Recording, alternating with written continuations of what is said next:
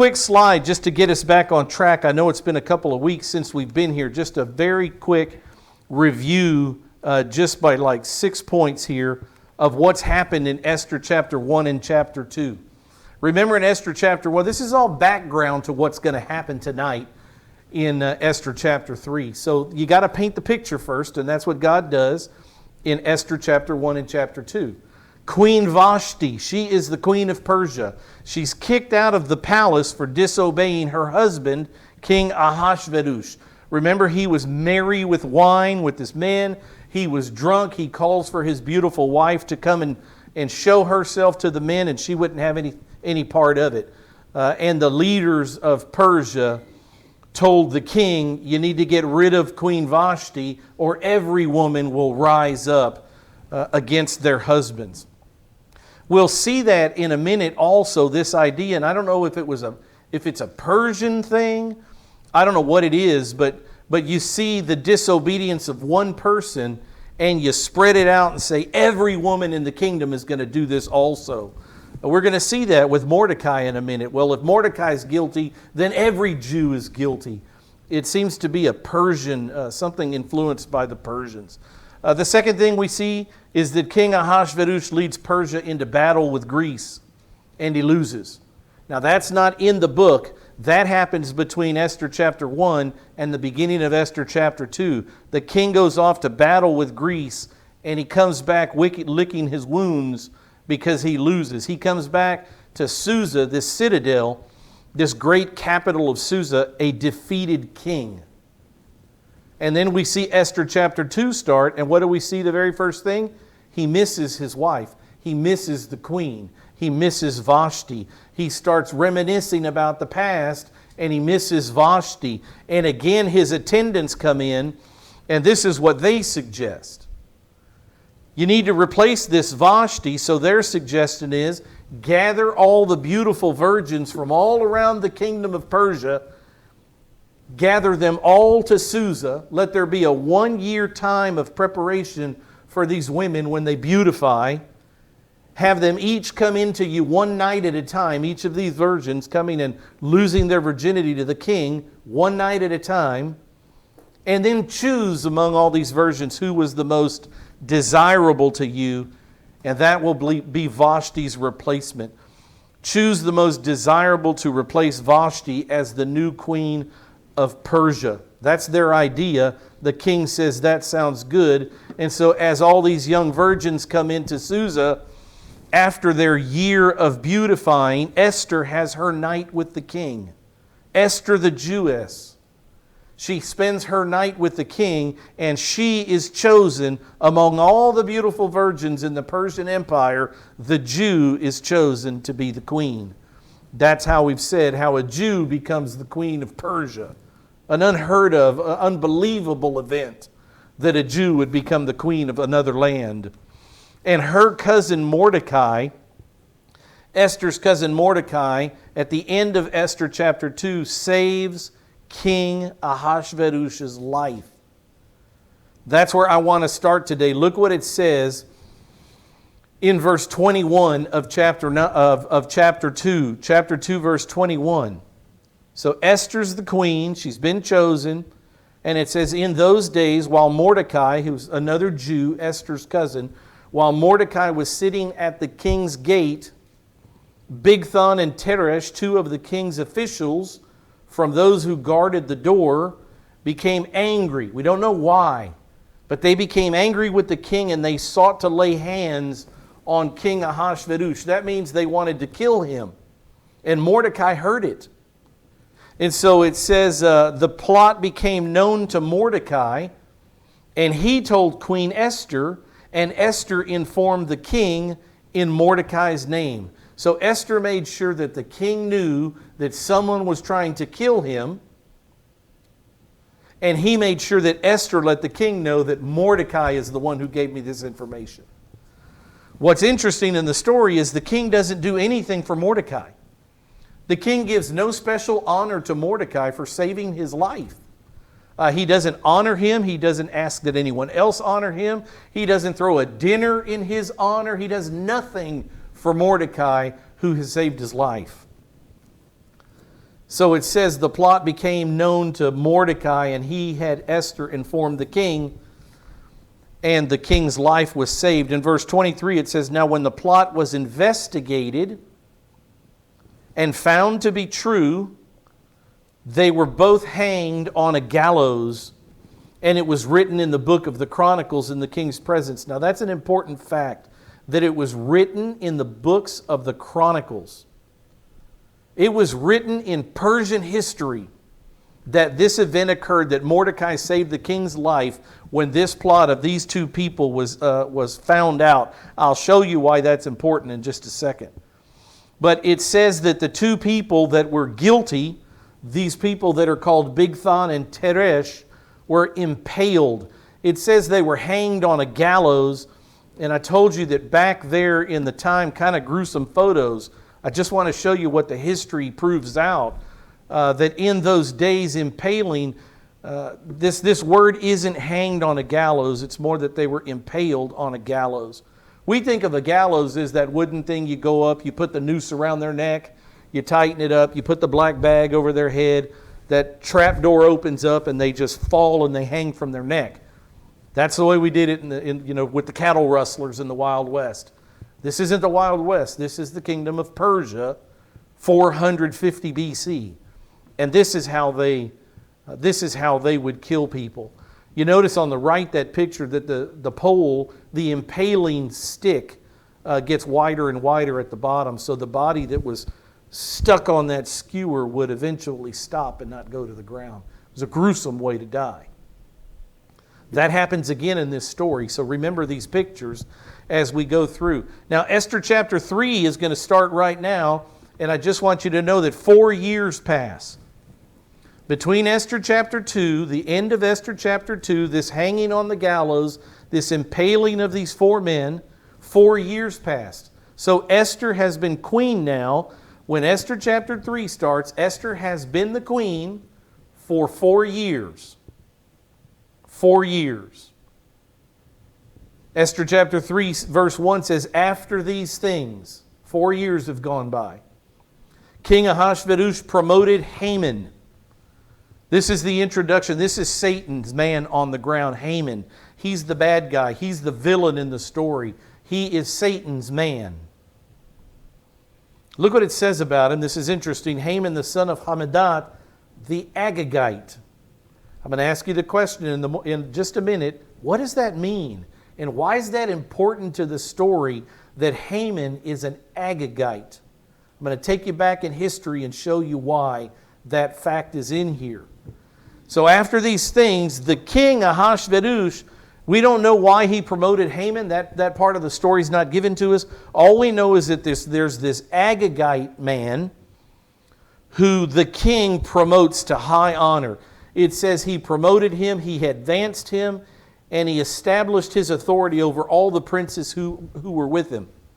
Remember, again, nothing was done for Mordecai for saving the king's life, and we don't know what Haman did, but we know that the king elevated this guy to high authority.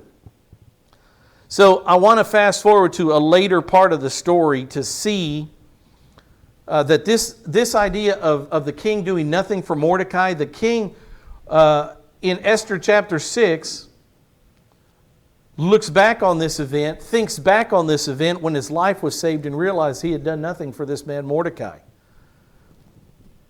It's an interesting piece of the story. Don't forget that God weaves human history. God's protecting Israel. God's protecting the family of Jesus Christ in this story, and it's intriguing to me how He does it. Why did He pass over Mordecai for a time only to come back to Mordecai later and give Mordecai an honor? I mean, wouldn't you think that Mordecai kind of felt slighted? I mean, I saved the king's life. Shouldn't there be some honor bestowed on me? I saved the king's life. But nothing. But later in Esther chapter 6, look what the king does. And look what God does. You think, well, who can do these things? Only God. Why could the king not sleep that night? It says during that night the king could not sleep.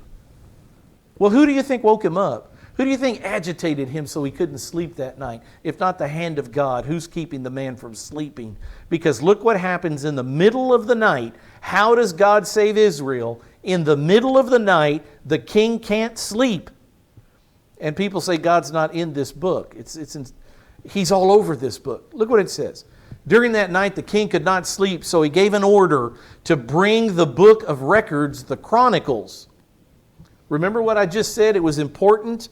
And remember this, it says that this event, that both of these men were hanged on a gallows, was written in the book of the Chronicles.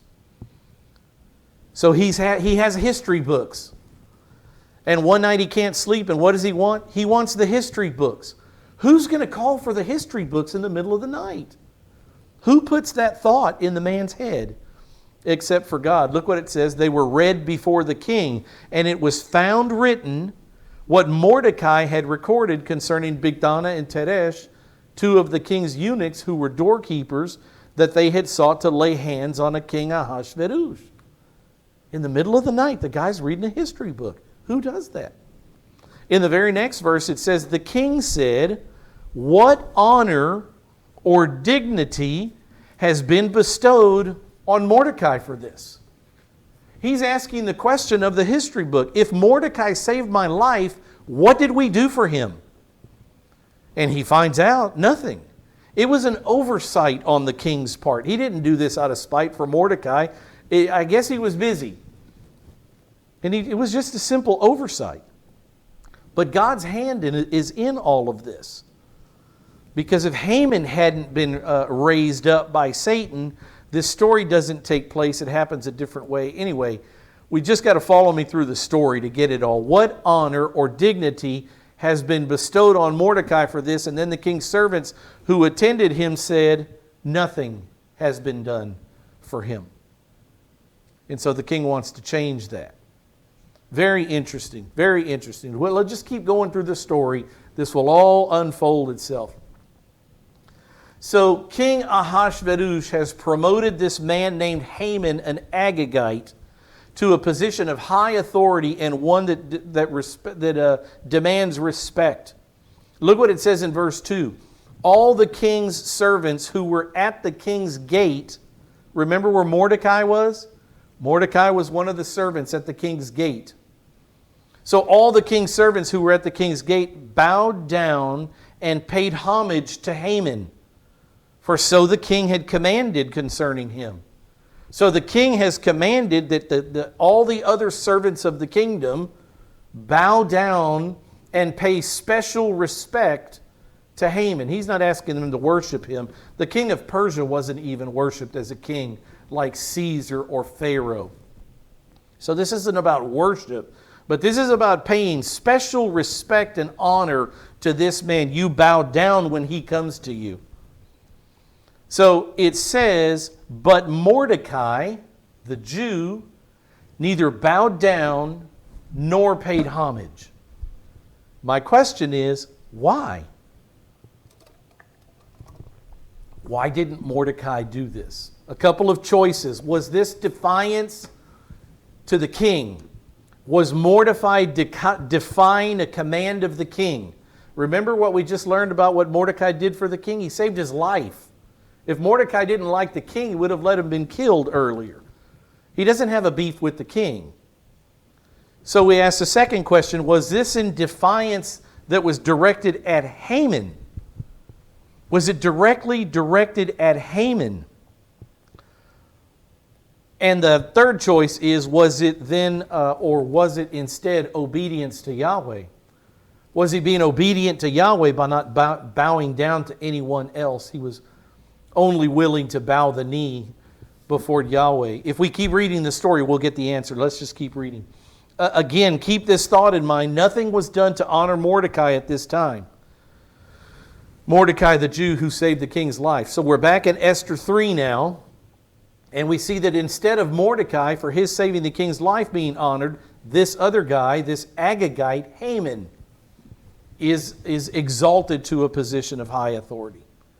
And what we just saw in verse 2 is that the king actually makes a command to all of his people that they must bow down and pay homage, again, show him special respect when Haman comes by. But Mordecai didn't do it. So here's the question: why? What's the beef? There's great drama building in this story. Let me show you, let me unpack part of this drama for you that you may not catch at first glance. Mordecai says the reason he won't bow down is because he's a Jew. Look what it says in verse 3. Then the king's servants who were at the king's gate, where Mordecai also was, all of these servants are bowing down to Haman. Every time he walks by, Mordecai stands there upright, won't bow down. What's the beef? The king's servants who were at the gate said to Mordecai, "Why are you transgressing the king's command? Why aren't you obeying the king's order to bow down?" Now it was when they had spoken daily to him, and he would not listen to them. So they gave Mordecai day after day after day, bow down to Haman, and he still wouldn't do it. And when many days had gone by, they finally, it says, that they told Haman to see whether Mordecai's reason would stand. And what was the reason Mordecai gave? He had told them that he was a Jew. All the time he's been there, they don't know he's a Jew. But now Mordecai says, "I'm a Jew, and that's why I won't bow down." So I ask another question: is there anything else revealed in the story, what we're reading in the Bible, that would cause Mordecai not to want to bow down to this particular man named Haman the Agagite? Why does God give those little things that Haman was an Agagite? Remember back in history with me just a minute. When Israel came out of Egypt, the very first people that met Israel when they came out of Egypt that weren't friendly to Israel were the Amalekites. And the Amalekites came out in battle array against Israel. They came out to fight Israel. Remember what the king's name was? Guess, you'll get it right. Haman is an Agagite. What was the king of the Amalekites' name? His name was Agag. Now this has relevance to this story. Look what it says in 1 Samuel 15. Thus says the Lord of... This isn't the history. This is way beyond the history. This is actually... just listen to what it says. Thus says the Lord of hosts. This is after the event happened. Years and years and years, a couple hundred years have gone by, but the Lord hasn't forgotten what the Amalekites did to Israel, and now the Lord's ready to punish them. He says, "I will punish Amalek for what he did to Israel, how he set himself against Israel on the way while he was coming up from Egypt. I was leading my people Israel out of Egypt, and the Amalekites tried to stop me. I let it go for a time. I'm ready to deal with it." Because God's timing is not our timing.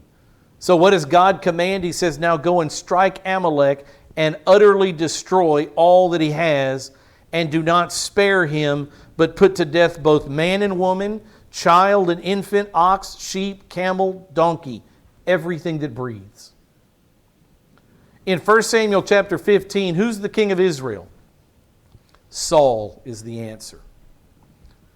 Look what it says in the very next verses. He captured Agag. This is King Saul of Israel. He captured Agag. What was Haman? An Agagite. He's a descendant of this king, a hater of Israel. The very first people that tried to stop God's plan of allowing Israel to go to the promised land, Satan's man on the ground on this day was a man named Agag and his people, all the people of the Amalekites. So King Saul, in obeying God's command, went and he captured Agag, the king of the Amalekites, alive. It says he utterly destroyed all the people with the edge of the sword. But what's the problem? Who's still alive? The king. Saul and the people spared Agag. They also spared the best of the sheep. What did God tell them to do? kill everything. Saul's disobedient. They kept the best of the sheep, the best of the oxen, the fatlings, the lambs, and all that was good. Who determined that it was good? Saul did. What did God determine about this stuff? It needs to all be destroyed. They were not willing to destroy them utterly, but everything despised and worthless, that they utterly destroyed. So Saul decided what was good and kept it alive, decided what was despised and worthless and utterly destroyed it. So my question is, could a son of Agag have been spared by Saul and escaped to live on? The answer is yes. Further in the Bible, in different places, we see that this name Amalekites come up at least 2 more times in the history of Israel because Saul didn't do what God told him to do.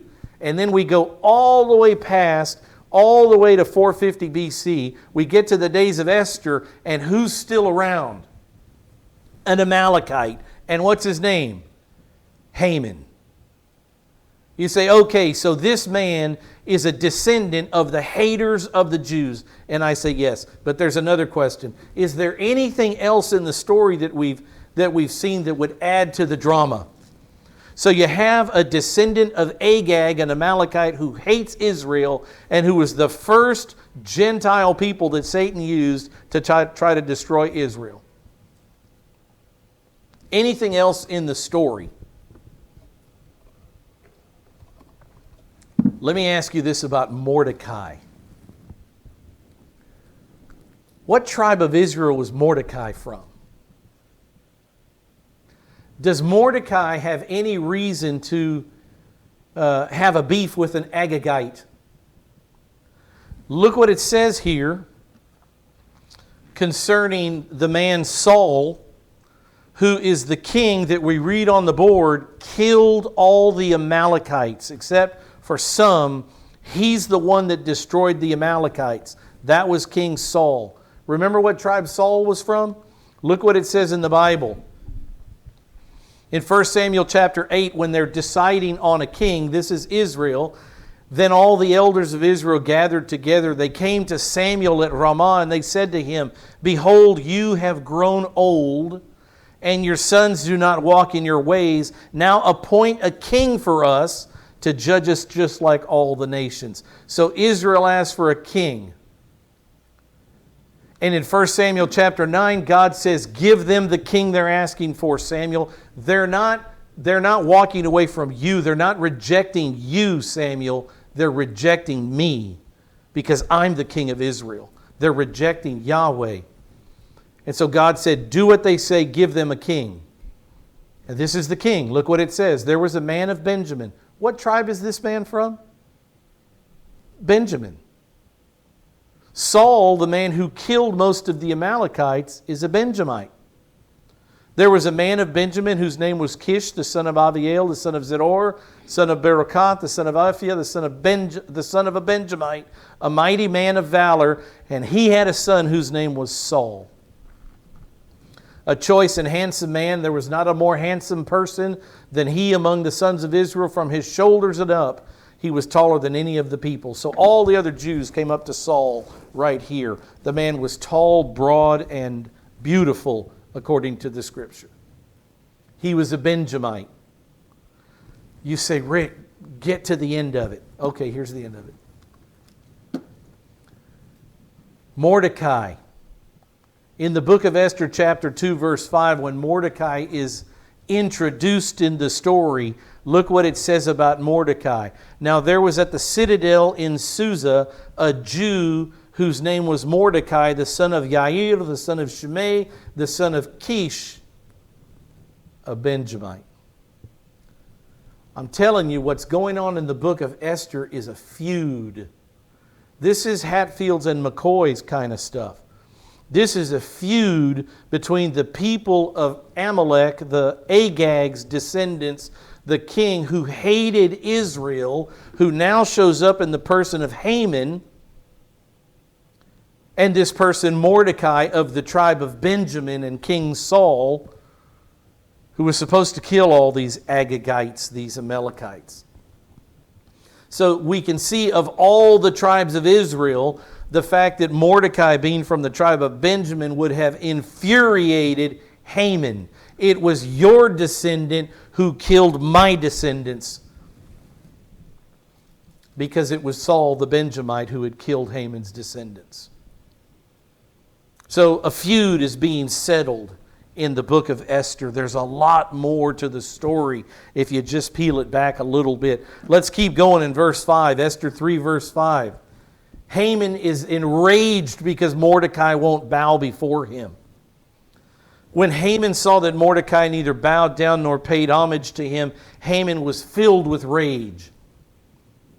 But he disdained, he did not want, it says, he disdained to lay hands on Mordecai alone. He did not want to simply kill Mordecai. For they had told him who the people of Mordecai were.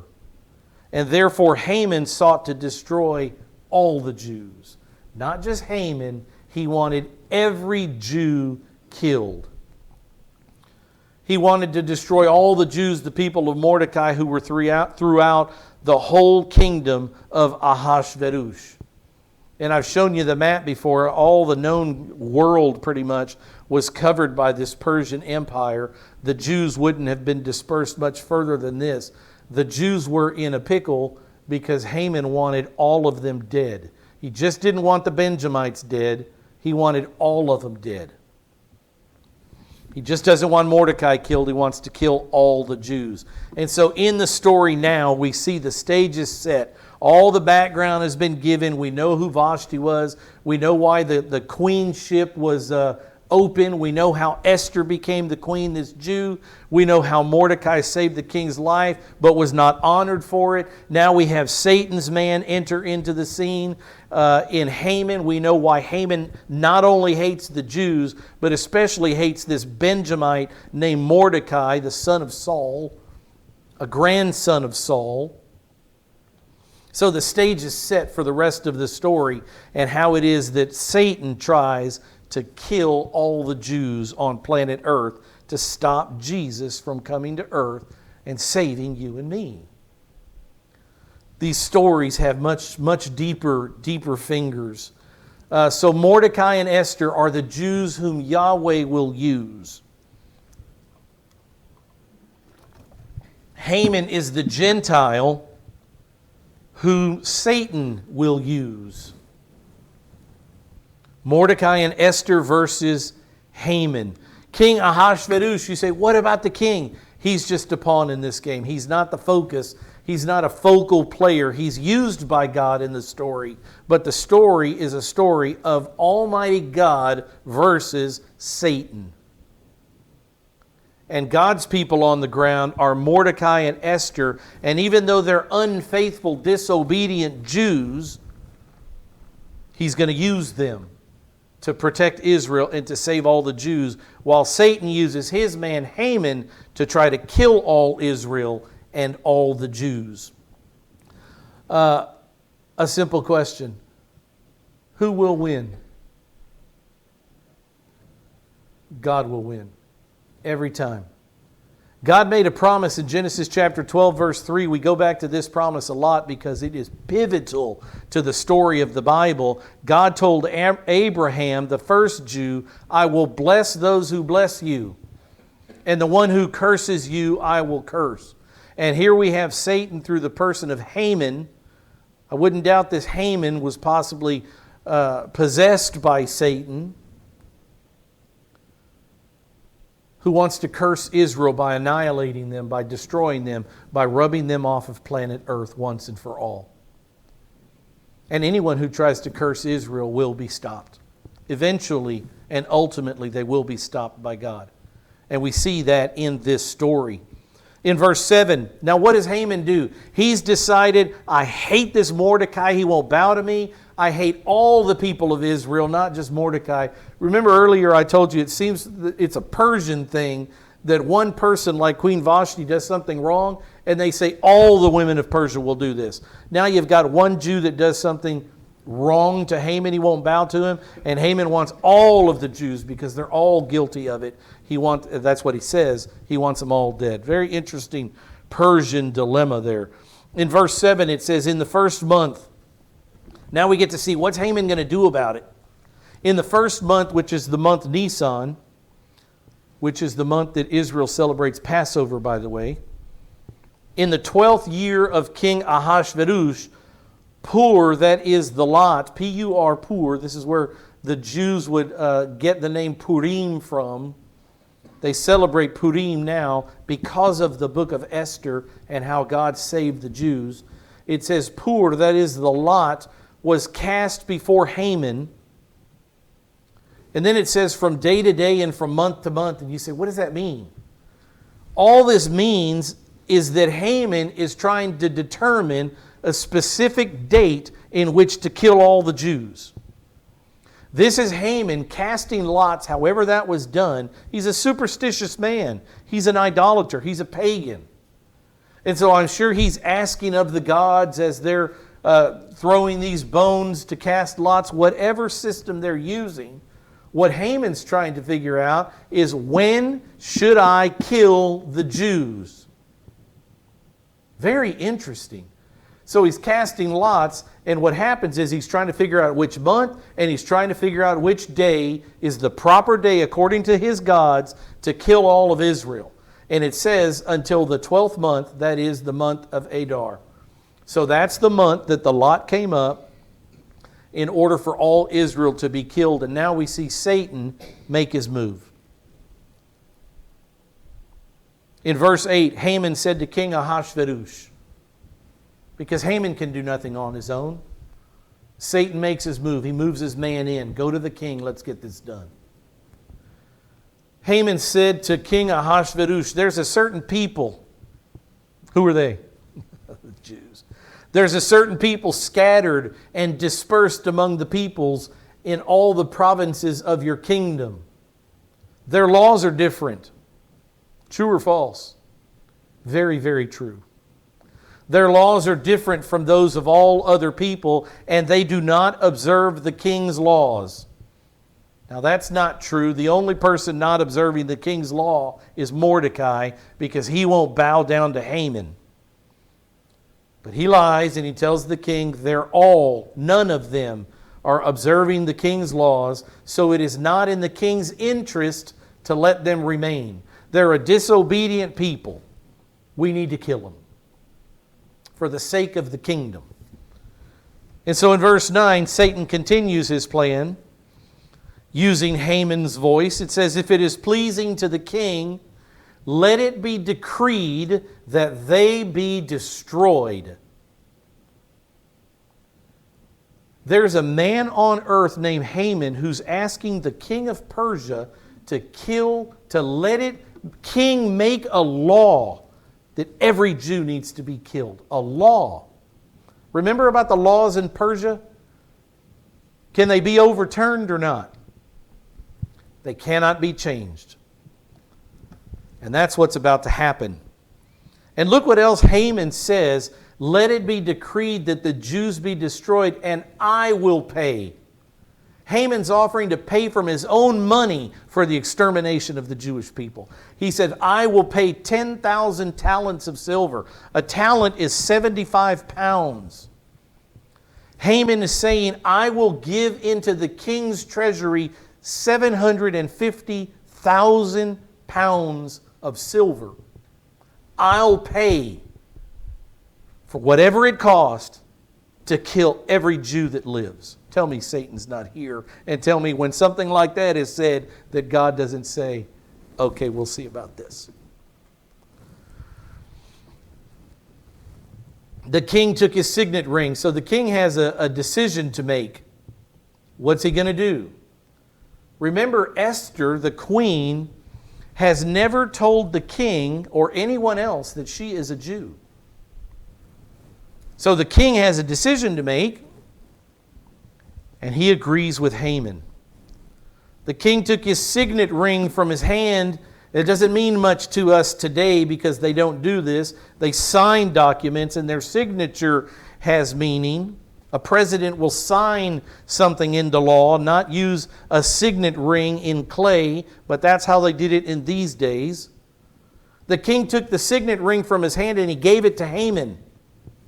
So he gave into Haman's hand the authority of the king himself to write this law. And then again it says Haman is the son of Hammedatha the Agagite, the enemy of the Jews. They've been enemies of the Jews since the days Israel left Egypt. And here they still are on earth, the enemies of the Jews. The king said to Haman, "The silver is yours. I don't need your money. I think it's a good idea. If they're bad for my kingdom, if they won't obey my laws, they need to all be killed." So the king said, "The silver is yours, the people also, the Jews, to do with them as you please." Now let me ask you a question. Who do the Jews belong to? To God. And this king has just given all the souls of men of Israel into the hands of Haman as if they're just items to be given to the man. He says, "All the people are yours. Do with them as you please." Then the king's scribes, so Haman continues, Satan's getting, his mouth is watering by now. The king's scribes were summoned. These are the people that are going to write the law, put it on paper. They were summoned on the 13th day of the first month. So this is immediate. Remember, we were in the first month when all of this began. And Haman wastes no time to set this into law. The king's scribes were summoned on the 13th day of the first month, and it was written just as Haman commanded to the king's satraps, to the governors who were over each province, and to the princes of each people, each province according to its script, each people according to its language, being written in the name of King Ahasuerus and sealed with the king's signet ring. What's the law? What is it that's being written by these scribes? Keep reading. Verse 13, it says, "Letters were sent by couriers to all the king's provinces to destroy." Make sure we don't miss. If you misunderstand destroy, I'll say it a different way. To kill. If you don't understand what I mean by kill, let me say it a different way. To annihilate all the Jews. I tell you, Satan has never gotten closer. God has never allowed Satan to get as close as he did in the book of Esther. Because look what it says. Written in Persian law with the authority of King Ahasuerus. Kill, destroy, kill, and annihilate all the Jews, both young and old, women and children, in one day, the 13th day of the 12th month, which is the month of Adar, and also to seize their possessions as plunder. A copy of the edict to be issued as law in every province was published to all the peoples so that they should be ready for this day. There was a date set. There's never been a date set.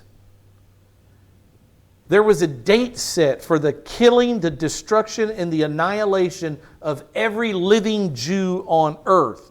What's the date? 13th day of the 12th month. It was on the calendar in the Persian Empire that on this day, every Jew is to be killed and all of their possessions were to be taken by the Persians. Satan's never gotten this close.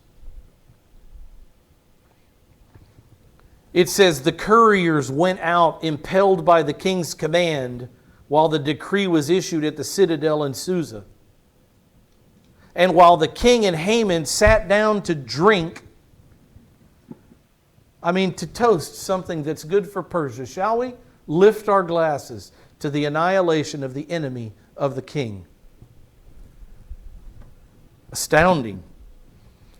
King and Haman sat down to drink, but look at the response of the city of Susa. The citizens, the city of Susa, were in confusion. Nothing like this had ever been decreed. Nobody's ever heard a law. Have you ever heard a law on the 13th day of December, kill all the whoever people group? This was astounding. It had never been done. Nothing like this in history has ever been done. That a law was decreed that on a certain day on the calendar, all of these people will be exterminated from the earth. So the citizens of Susa were shocked by such a historic and horrific decree. And I'm sure some of the minority groups, not to be racial or anything crazy like that, but not everybody was a Persian in the Persian Empire. And I wonder if some of the other groups, like the Egyptians that were in the Persian Empire, or the Turks that were in the Persian Empire, are saying, well, now wait a minute. If they can kill off all the Jews on December the 13th, are we next? I mean, the city was in absolute confusion over this event. That on a day in human history, it was determined that every Jew would die. An astounding event that God allowed Satan to pull off. Don't you know Satan wanted the 13th of December to come around, if not for the rest of the story of Esther. We'll pick up right there next time and start Esther chapter 4. Father,